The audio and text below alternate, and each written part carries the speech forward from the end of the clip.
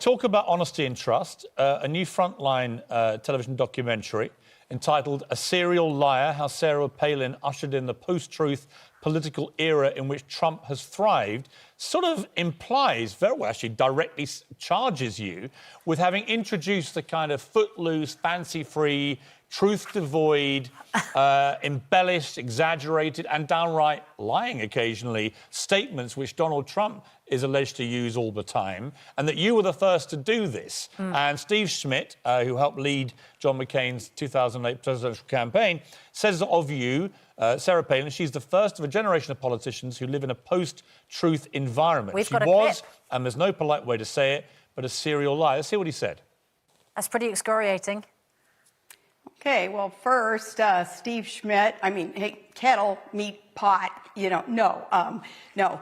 Steve Schmidt, of all people, to accuse anyone of nefarious deeds or outright lying. Steve Schmidt, remember how well he did in McCain's campaign as the top strategist? He was a failure, and he lied. In fact, he lied about me, and I know that firsthand. So, no, I don't give him any credence, and hopefully others won't either. Everybody needs to do their own homework and dig into what it is that a character, a piece of work like Steve Schmidt would be telling the public. Do your own homework and see if, just see who's telling the truth.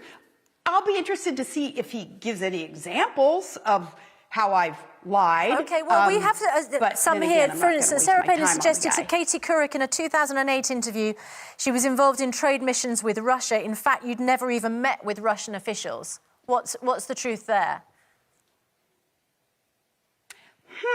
Well, when I was the governor of the state of Alaska, with our international trade office, no, we did work with other countries, including Russia, so no, he had to dig really deep. Well, hang on, I'm not sure that these are allegations made by Steve Schmidt, but this is just a list of the allegations where you might have been a little bit more flexible. Keep going, then. With Keep going, the truth. Susanna. In 2008, in an interview with ABC News, you asserted Alaska produces nearly 20% of the US domestic supply of energy. Fact Check pointed out that Alaska is actually responsible for only 3.5% of the country's domestic energy production. Okay, that's today. What I was talking about, Susanna, and I do know oil and gas. Energy is my baby, baby, drill. Look, Alaska did produce, at its peak, 18% of the U.S. domestic supply of energy. So 80%, say I'm wrong, but I was the commissioner of oil and gas for the state of Alaska. I know the facts.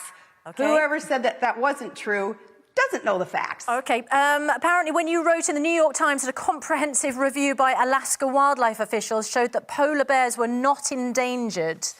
In fact, email correspondence between those scientists showed exactly the opposite.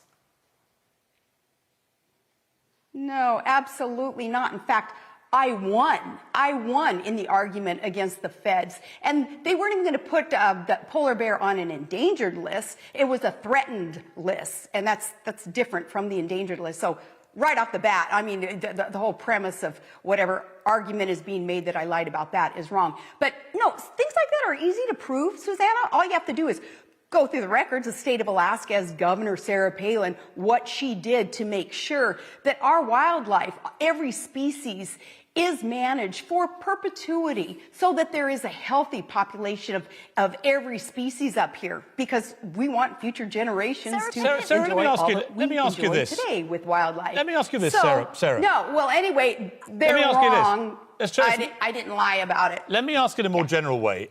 You were very popular in Middle America, and you were reviled and mocked and vilified on the two coasts. You know, in New York and LA, you were a laughingstock, but you weren't down in Middle America, because I was down there at the time, and they all loved you when you were the vice presidential candidate. Donald Trump has the same very polarizing public image. In LA and New York, they hate him, they vilify him, they mock him. But his base in Middle America is rock solid. They love him for many of the same reasons they loved you.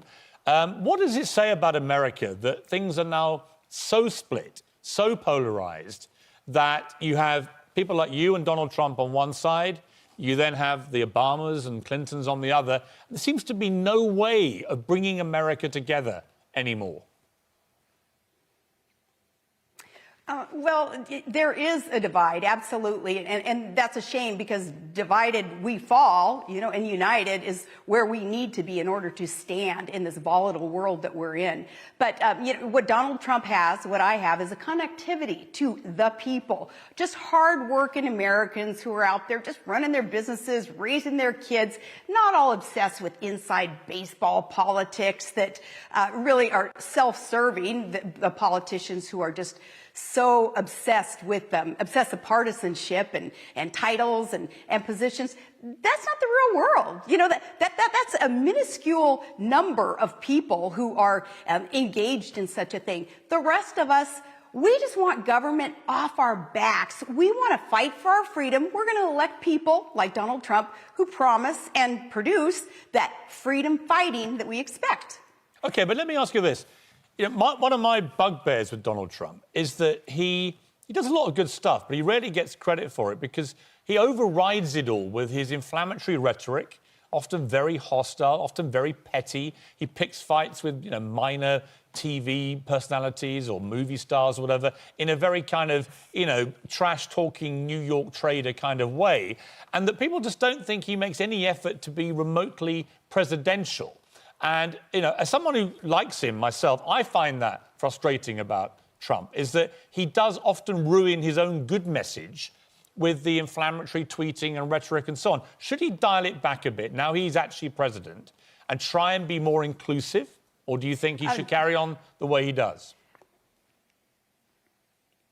Carry on. More power to him because he's getting done what we expected of him. Imagine that, a politician who's actually governing as he campaigned. Isn't it funny that we have to think nowadays that something like that is going rogue, that we're so not used to it, that we want a president to be in some kind of box that would just perpetuate status quo. Status quo, of course, like Ronald Reagan said, is Latin for the mess we're in. We don't want status quo. What we do appreciate about Donald Trump is he's not a typical politician, with his finger to the wind.